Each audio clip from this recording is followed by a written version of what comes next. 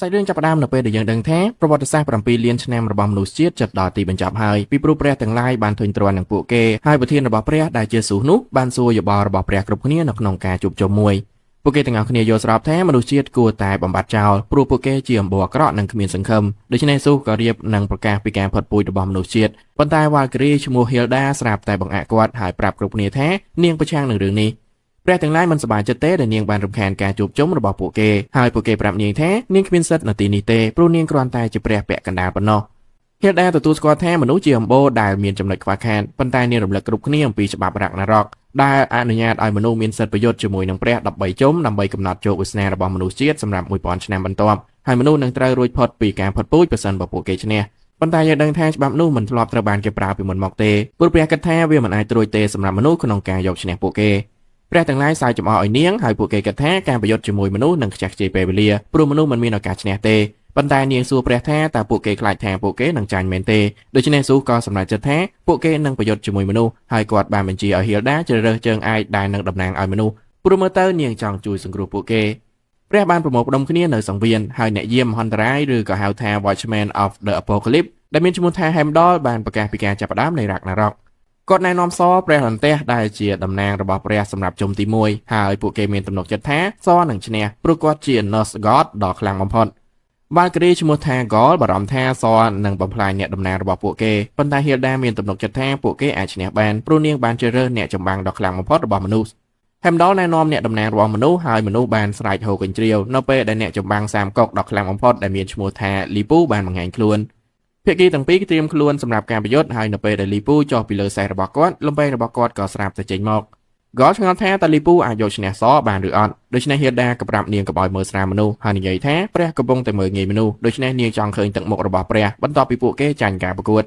Heimdall បានផ្លុំស្នែង Apocalypse ដែលជាសញ្ញានៃការចាប់ផ្ដើមការប្រកួតប៉ុន្តែគ្រប់គ្នាឆ្ងល់ថាហេតុអ្វីបានជាអ្នកប្រយុទ្ធទាំងពីរនៅតែមិនទាន់លើកអាវុធរបស់ពួកគេដើរទៅរកគ្នាហើយយើងដឹងថាពួកគេទាំងពីរបានយកឈ្នះគូប្រជែងទាំងអស់របស់ពួកគេដែលប្រើតែមួយក្បាច់ដូច្នេះពួកគេមានទំនុកចិត្តលើសមត្ថភាពរបស់ពួកគេលីពូវាយប្រហារមុនហើយសរារាំងដោយប្រើញញួររបស់គាត់ប៉ុន្តែលីពូអាចរុញសឲ្យថយក្រោយវិញបានហើយគ្រប់គ្នាចាប់អារម្មណ៍ដែលលីពូអាចផ្គូផ្គងថាមពលរបស់ព្រះបានប៉ុន្តែស៊ូសដឹងថាសនៅតែមិនទាន់បញ្ចេញថាមពលពេញលេញរបស់គាត់នៅឡើយហើយសក៏ប្រើរន្ទះរបស់គាត់ដើម្បីបញ្ចូលថាមពលញញួររបស់គាត់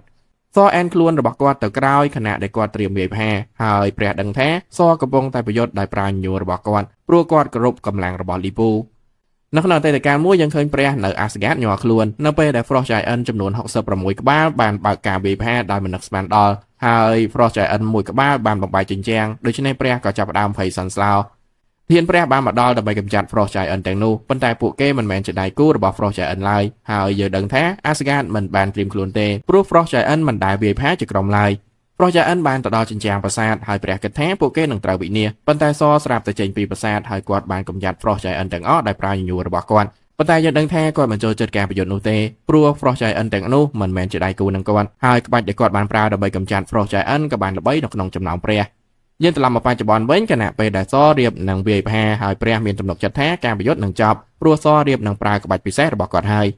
សក្រវីញញួររបស់គាត់ទៅរកលីពូហើយវាក៏បង្កើតជារន្ទះដ៏ធំមួយដែលធ្វើឲ្យ Gol គិតថាវាមិនអាចត្រួយទេក្នុងការឈ្នះព្រះនៅពេលដែលព្រះប្រយុទ្ធដោយជាក់លាក់ប៉ុន្តែ Hilda ប្រាប់នាងឲ្យបន្តមើលខណៈដែលលីពូស្រាប់តែក្រោកឡើងហើយអាចកាត់ទ្រូងរបស់សបាន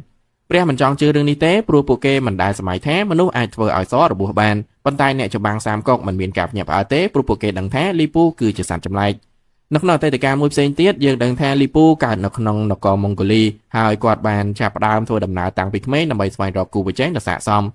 មគាត់បានធ្វើដំណើរជុំវិញទ្វីបយូរ៉ាស៊ីនទាំងមូលហើយកម្ចាត់គូប្រជែងទាំងអស់ដែលនៅតាមផ្លូវរបស់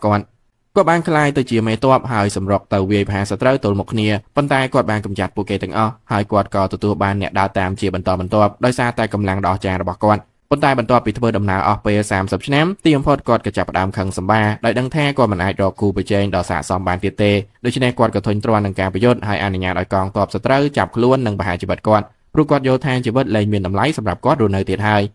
យយើងត្រឡប់មកបច្ចុប្បន្នវិញខណៈពេលដែលលីពូប៉ះទង្គិចជាមួយសហើយលីពូសប្បាយចិត្តដែលទីបំផុតគាត់បានរកឃើញគូប្រជែងដ៏ស័ក្តិសមប៉ុន្តែស៊ូសឆ្ងល់ថាមិនបានជាអាវុធរបស់លីពូនៅតែមិនបាក់ព្រោះគាត់បានប្រើវាដើម្បីការពារប្រឆាំងនឹងញញួររបស់សប៉ុន្តែស៊ូសស្រាប់តែដឹងថាវាដោយសារតែថាមពលរបស់វ៉ាល់គីរីយើងដឹងថាមុនពេលរ៉ាក់ណារ៉ុកចាប់ផ្ដើមហៀលដាបានដឹងរួចហើយថាសូម្បីតែអ្នកចម្បាំងដ៏អស្ចារ្យបំផុតរបស់មនុស្សក៏មិនមានឱកាស